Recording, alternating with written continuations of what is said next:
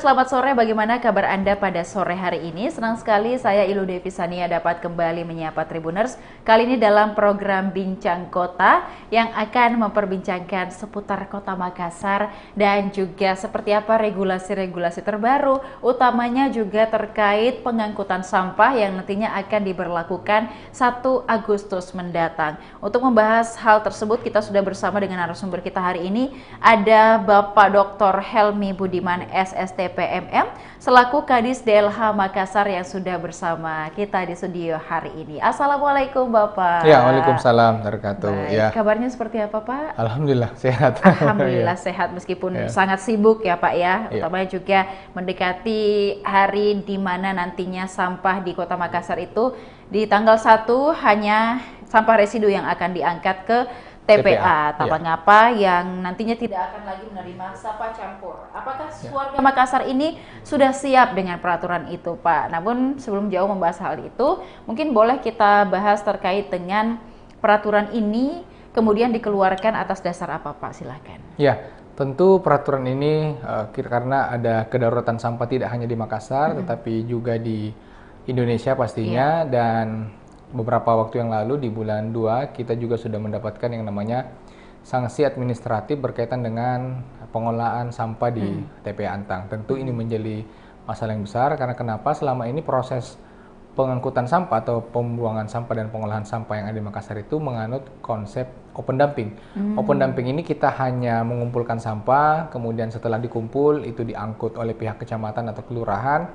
Setelah itu tidak dilakukan pengolahan sama sekali dan hanya dibuang ke TPA. Tentu ketika sampah organik, anorganik dan residu itu bercampur, ini yang menjadi sumber masalah karena begitu dia tercampur itu menghasilkan air lindi pastinya. Yang kedua dia juga menghasilkan gas metan, dan ini yang menjadi masalah juga karena lahan TPA itu juga sangat terbatas. Tentu kita perlu memberikan peringatan kepada warga. Makanya dari tahun lalu sejak kami bergabung di DLH, kami selalu menyuarakan betapa daruratnya sampah di Kota Makassar. Nah, tahun ini alhamdulillah ini juga bersesuai dengan kebijakan yang sudah diambil secara nasional, bahwa nanti per 1 Agustus 2026 ini kita akan melakukan penutupan atau pembatasan sampah yang masuk di TPA, baik itu sampah organik maupun juga sampah anorganik, dan hanya sampah residu yang akan diperbolehkan untuk masuk ke TPA. Tentu ini merupakan pekerjaan yang cukup berat pastinya karena kita mau merubah paradigma masyarakat yang dulunya hanya mengumpulkan sampah dalam satu tempat, kemudian itu dibawa ke TPA. Nanti tentu dengan berlakunya aturan yang terbaru 1 Agustus, masyarakat kita harap untuk melakukan pemilahan dulu dengan 3 kategori tadi yang kami sebutkan. Sampah organik, sampah sisa rumah tangga, sisa makanan, kemudian sampah anorganik, sampah yang mempunyai nilai keekonomisan, kemudian tentunya sampah residu, sampah yang tidak bisa dikelola kembali. Dan memang dari karakteristik sampah yang ada di Kota Makassar, kita ini sekarang sudah di posisi 1000 ton per hari. Kalau 2023 itu kita di angka kisaran 800 ton per hari, 2024 kita di angka 900 ton per hari, sekarang per 2025 kemarin kita di 1000 ton. 54% dari 1000 ton tadi itu merupakan sampah organik. Jadi sampah organik ini menjadi sumber masalah. Selain dia menghasilkan air lindi yang tadi, jadi air lindi ini sifatnya korosif. Kalau kita lihat banyak mobil-mobil kita yang mungkin sebenarnya rusak ya, Pak, ya, rusak, baknya. sebenarnya umurnya itu bisa cukup panjang, tetapi karena kita mengangkut sampah organik yang cukup banyak, air lindinya terkena ke truk, akhirnya karena dia korosif itu bisa merusak dia mobil-mobil itu, makanya cepat berkarat, cepat rusak, dan ya ini menjadi potensi yang cukup berbahaya bagi air juga, bagi tanah juga, bisa merusak pH air dan merusak air tanah. Nah, kemudian sampah organik ini juga menghasilkan yang namanya gas metan. Gas metan ini 25 kali lebih berbahaya daripada yang namanya CO2 atau karbon dioksida. Dan kalau kita rasa-rasa ya mungkin beberapa tahun terakhir ini Makassar ini situasinya, kondisinya sudah cukup panas. Kita ada kenaikan 1 sampai dengan 2 derajat beberapa tahun terakhir. Tentu ini tidak lepas, perubahan iklim ini tidak terlepas dari pola sampah kita. Karena kenapa ya? Gas metan tadi itu sudah terkumpul semua di TPA, begitu. Ya, warga Antang juga merasakan bau menyengat diakibatkan oleh sampah organik ini tentunya juga ya, dan bagaimana kemudian pengelolaan sampah ini bisa betul-betul diolah sedari rumah ataupun juga sejak di rumah, dan juga untuk teman-teman mungkin yang mengolah sampah dari rumah ini kan banyak yang belum teredukasi begitu Pak, ataupun juga banyak yang belum tahu mana kemudian bagaimana mengatur sampah organik, juga sampah anorganik dan lain sebagainya. Mungkin sudah adakah sosialisasi yang sejauh ini dilakukan oleh DLH? Iya, sepanjang 2026 ini baru kami memang cukup intens di 1 bulan 2 bulan terakhir ini, bulan Juni dan Juli. Tentu memang mungkin masih ada beberapa masyarakat yang belum paham atau mungkin belum mengetahui hal ini, tapi tentu kita berharap dengan sosial media yang kita sekarang punya, begitupun juga dengan Tribun pada hari ini mengundang kami, tentu kita semakin intens. Karena kenapa harapannya kita tidak mau mundur lagi dari tanggal 1 ini, karena tanggal 1 ini bukan hanya menjadi kebijakan Kota Makassar saja, tetapi ini merupakan kebijakan nasional. Dan tentu kita berharap Makassar juga bisa menjadi salah satu contoh untuk pemilahan ini. Dan kalau kita lihat memang ya kondisi TPA yang notabene ada di Antang, dari sejak tahun 93 kita membuka TPA sampai dengan hari ini, dulu kondisi TPA itu di kisaran 4 hektar. Sekarang TPA kita karena sampahnya cukup banyak, kita harus beberapa kali melakukan perluasan. Total TPA sekarang itu di angka 24 hektar. Total sampah yang terkumpul sejak tahun 93 sampai dengan hari ini itu di angka kisaran 7 juta metrik ton. Jumlahnya cukup banyak. Jadi fenomenanya memang Makassar ini tidak punya gunung, tapi kita punya gunung yang namanya gunung sampah. Dan ini sudah luar biasa mencemari lingkungan kita. Warga Antang mungkin yang sudah tinggal di sana tahu bagaimana baunya, kemudian bagaimana sampah ini merusak air tanah. Belum lagi kita bicara masalah kemacetan yang ditimbulkan oleh truk-truk sampah. Harapan kita pastinya tentu butuh banyak progres, butuh banyak sosialisasi, dan kami itu tidak henti-hentinya untuk mendorong masyarakat untuk melakukan pemilahan sampah. Hari ini juga kami sudah membentuk tim kembali untuk turun, karena beberapa kali pertemuan kami juga sudah melakukan sosialisasi dengan program yang namanya Jelajah Sampah di level kecamatan, tetapi ini juga masih kurang. Hari ini kita sudah bentuk tim, 4 tim yang turun setiap hari mulai dari hari ini sampai dengan tanggal 1 nantinya untuk melakukan edukasi kepada seluruh, tidak hanya petugas sampah tetapi juga RT RW. Nanti RT RW yang menyebarkan informasi tersebut, begitu.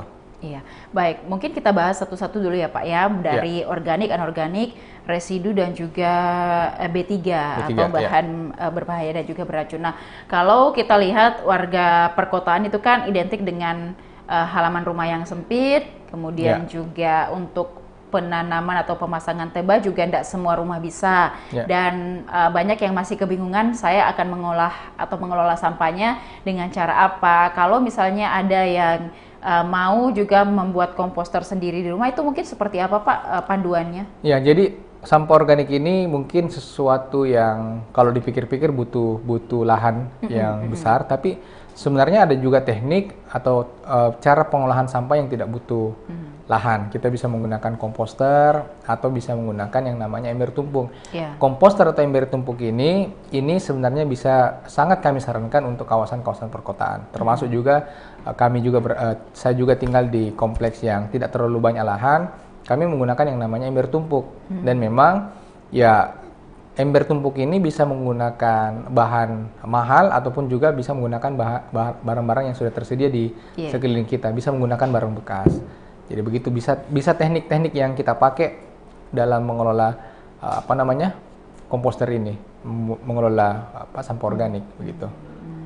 Oke. Jadi pembuatan komposter di rumah itu juga disarankan untuk teman-teman yang mungkin tinggal di kompleks dan rumahnya punya halaman yang sempit, kemudian jauh dari yang namanya bank sampah ya Pak ya. Iya, jadi untuk pengaturan sampahnya. Iya, jadi memang untuk saat ini setelah yang paling penting sebenarnya kita minta kepada seluruh warga itu melakukan pemilahan dulu. Kalau masyarakat sudah berhasil melakukan pemilahan sebanyak 3 kategori, tentu pertanyaannya, kalau kami tidak bisa olah, itu bagaimana sampahnya? Kami kemanakan? Ya pasti akan ada bank sampah unit yang kita sudah minta kepada teman-teman di RT RW, lurah dan camat untuk membentuk Pun juga begitu kita meminta mereka membentuk yang namanya bank sampah sektoral. Memang masih banyak perlu selain edukasi, pemerintah juga di satu sisi kita masih butuh banyak sarana prasarana. Karena memang mengelola sampah organik yang jumlahnya 500 ton dan ini juga menjadi sumber masalah utama, ini masih banyak PR yang perlu kita bereskan. Iya. Nah, kalau sampah organik sendiri Pak, selain tadi juga untuk dibuat menjadi komposter, ada beberapa cara yang juga bisa kita gunakan seperti mungkin penggunaan maggot dan lain sebagainya. Kalau di Makassar sendiri untuk penggunaan maggot seperti apa? Kalau penggunaan maggot kita punya TPS 3R, ada beberapa TPS 3R yang sudah mengelola menggunakan maggot. Jadi masyarakat kalau tidak bisa melakukan pengindukan atau pembiakan maggot, itu bisa mereka membeli atau meminta bibi magotnya di TPS 3R tadi. Nanti setelah berkembang, setelah memakan sampah selama siklus pendewasaan maggot itu, mereka bisa tukar kembali nanti. Jadi banyak cara sebenarnya. Tadi betul yang tadi kita sampaikan, bisa komposter, ember tumpuk, teba modern ataupun juga maggot. Dan juga kalaupun juga cara-cara itu tidak bisa juga cara alternatif, yaitu makanan itu bisa digunakan sebagai pakan ternak. Jadi ada beberapa hotel di Makassar itu sudah melakukan kerjasama dengan beberapa peternak babi yang ada di luar Makassar. Mereka menjual kembali sampahnya. Jadi sampah ini punya harga juga sebenarnya. Punya harga, itu dijual kepada peternak babi. Kalau di Makassar ini ada beberapa peternak ikan lele, itu mereka gunakan sampah. Tapi yang masih segar sampahnya. Jadi bukan sampah yang menginap, yang belum mengeluarkan air lindi. Gitu. Oke, nah itu seputar cara-cara untuk teman-teman mungkin mengelola sampah organik yang ada di rumah dan bisa mungkin mencoba untuk membuat komposter dan nanti komposnya itu bisa digunakan untuk menanam sayur-sayuran misalnya atau cabai dan lain sebagainya. Ini juga untuk mendukung ketahanan pangan dari rumah ya Pak ya. Betul, bisa kita sekalian melakukan banyak program. Nah, kemudian untuk sampah anorganik yang masih bisa bernilai ekonomis juga Pak, mungkin seperti botol-botol plastik, kemudian kardus, itu koran kan masih bisa dijual kembali. Nah, setelah mungkin dikumpul di rumah banyak dan kemudian sudah cukup memakan tempat, mungkin ada yang bisa disarankan kepada seluruh masyarakat untuk mengelolanya seperti apa? Jadi saat ini pemerintah Kota Makassar sudah mengembangkan yang namanya Bank Sampah Pusat. Hari ini kita sudah melahirkan ada kurang lebih 300 bank sampah unit di Kota Makassar.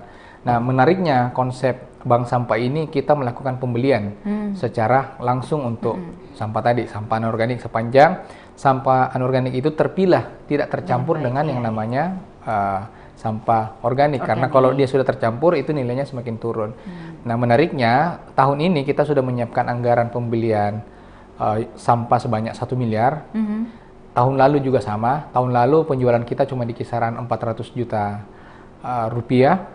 Nah, tahun ini kita sudah mendekati angka 800 juta rupiah. Artinya apa? Masyarakat itu sudah semakin sadar pentingnya untuk melakukan pemilahan. Dan setiap sampah yang kita hasilkan itu sekarang kita sudah melakukan pembelian. Jadi ada nilai. Nah, nanti pemerintah yang kemudian menjual kembali kepada pengepul atau mungkin produsen yang membutuhkan sampah anorganik tadi. Begitu.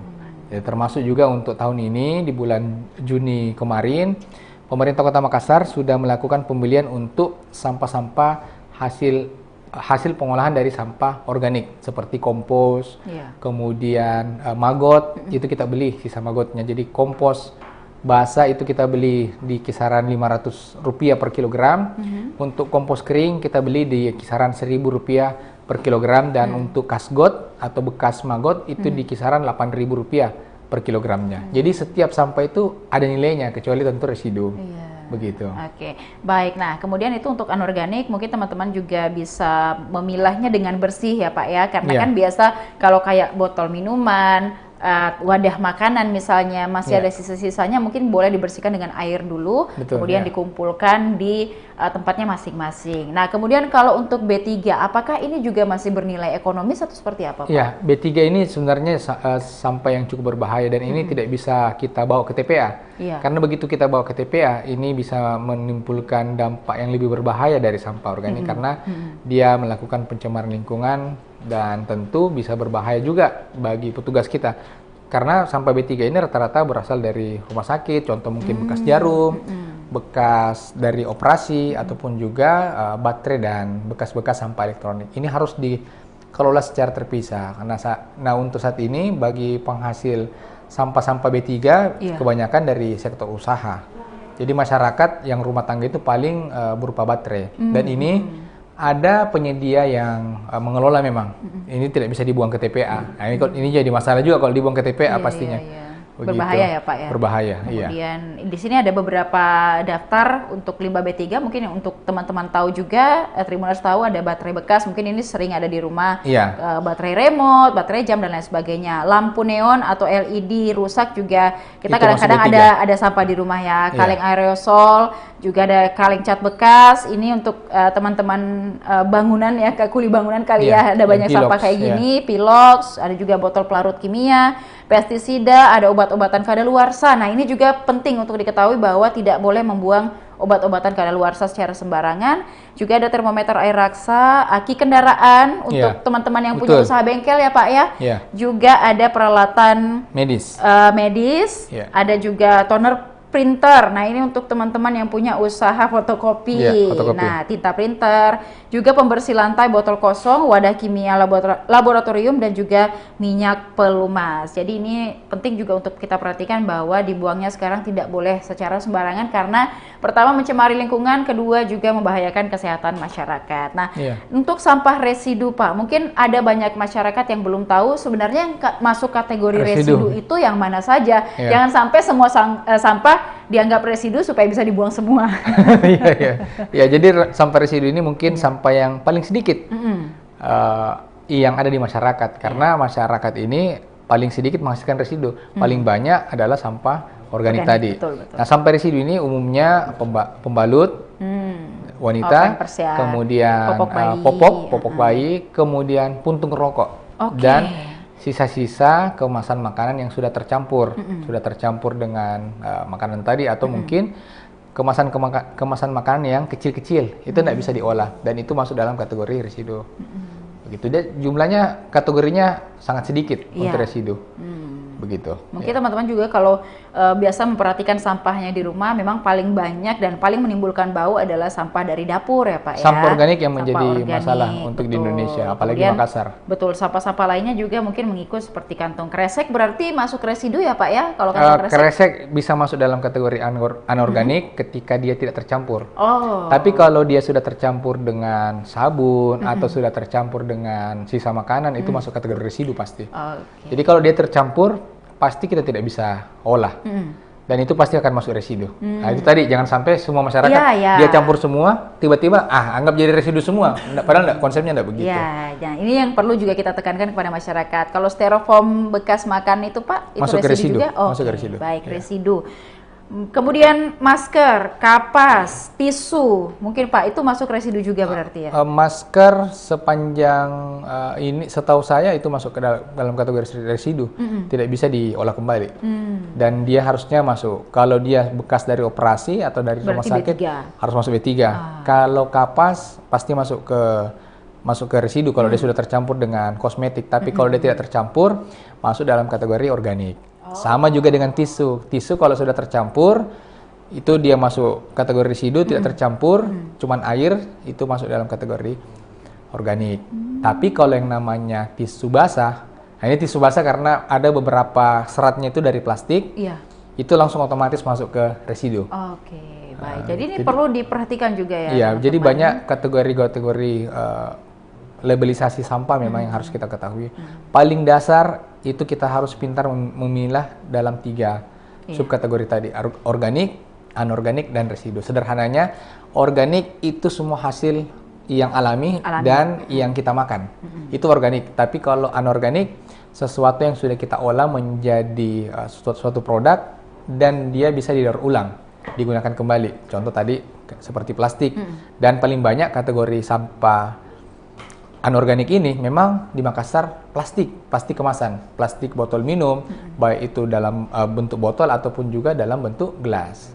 Nah, residu sederhananya tidak bisa dimanfaatkan, dan itu otomatis harus dibuang ke TPA. Seperti tadi, popok kan tidak mungkin kita bisa olah, ataupun juga pembalut. Kemudian puntung rokok, itu sama sekali tidak bisa kita olah, itu masuk kategori residu.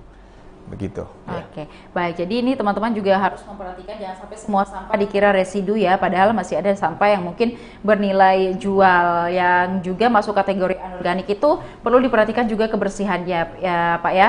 Kemudian kantong plastik bisa residu kalau dia mungkin bekas makanan, misalnya bekas bungkus coto dan lain sebagainya, itu masuk ke residu karena sudah tercampur dengan makanan dan lain sebagainya.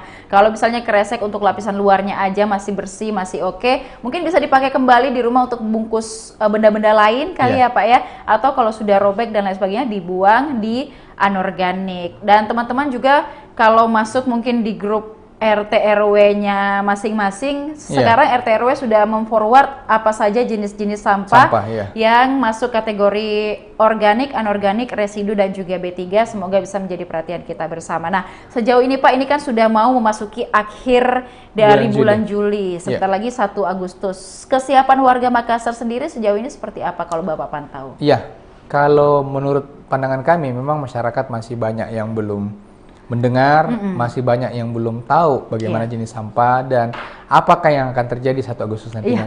Masih banyak bertanya-tanya. Kalau saya tidak pilah, kira-kira bagaimana Pak? Apakah sampah saya bagaimana atau saya didenda? Nah tentu ini sementara kita siapkan regulasinya, paling tidak kalau masyarakat sudah memilah, tentu kita dengan senang hati akan melakukan pengangkatan sampah. Tapi kalau dia tidak melakukan pemilahan sama sekali, kita akan hentikan sampahnya atau kita tidak akan angkut. Itu yang menjadi efek jerah untuk pada saat ini. Dan ini akan terus kita berikan edukasi, kita akan terus sosialisasikan dan tentu kita berharap seluruh masyarakat itu bisa betul-betul patuh terhadap pemilahan sampah karena ini tidak hanya berbicara masalah umur TPA yang akan kita perpanjang, tetapi kalau kita melakukan pemilahan dan pengolahan sampah ada hasil yang bisa kita manfaatkan baik itu ke kehidupan kita ataupun juga dari sisi ekonominya, begitu. Iya baik, jadi mungkin mulai dari sekarang ya, karena ini sudah ada himbauan dari beberapa waktu belakangan, mulai dari sekarang jangan tunggu sampai 1 Agustus berarti ya Pak ya. Mulai dari sekarang kalau boleh atau bisa mungkin belajar untuk memilah sampah supaya 1 Agustus nanti sampahnya memang sudah rapi, terpilah masing-masing dan tidak khawatir lagi sampah menumpuk di depan rumah dan tidak akan diangkut oleh para petugas sampah yang sudah disediakan di 1 Agustus 2026 mendatang.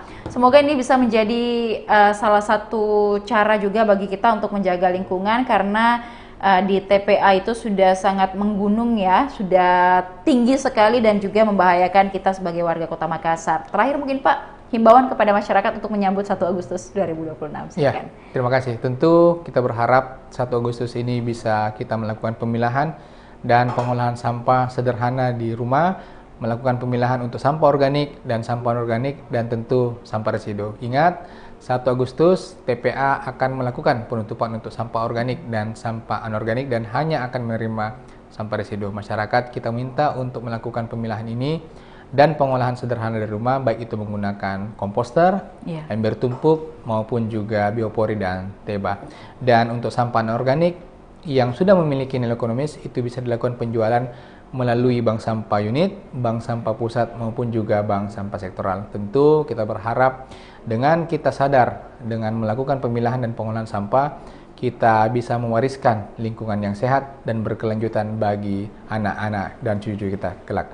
Mungkin begitu. Baik, terima kasih sudah hadir hari ini Pak, memberikan juga kita sosialisasi ini sekaligus ya kepada masyarakat untuk pengelolaan sampah di tanggal 1 Agustus mendatang. Semoga nanti teman-teman semua sudah bisa tertib, ataupun juga biasa kan kalau yang bandel-bandel ini orang-orang tua kita yang belum tahu mungkin dan lain sebagainya, kita sebagai anak muda untuk bisa juga sama-sama mensosialisasikan karena anak-anak muda sekarang sudah melek juga Pak dengan kebersihan dan juga kelestarian lingkungan. Semoga sukses nanti tanggal 1 kita mulai ya sebagai warga Makassar yang juga memilah sampah supaya lingkungan kita ini sudah kayak di luar negeri gitu Pak ya. Betul, di Jepang, di Korea dan lain sebagainya itu sudah memilah sampah. Jadi tidak ada lagi permasalahan sampah dan ketika musim hujan kita bisa mengurangi banjir yang biasanya terjadi di Kota Makassar. Terima kasih Bapak sudah hadir bersosialisasi hari ini. Semoga kita bisa sosialisasikan lagi ke depan, mungkin ada berbagai peraturan dan juga regulasi dari pemerintah Kota Makassar terkait dengan kelestarian lingkungan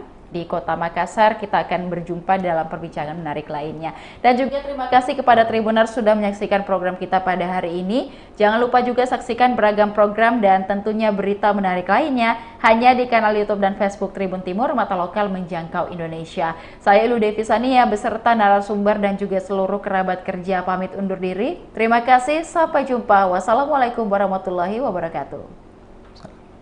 Download Tribun X sekarang, menghadirkan lokal menjadi Indonesia.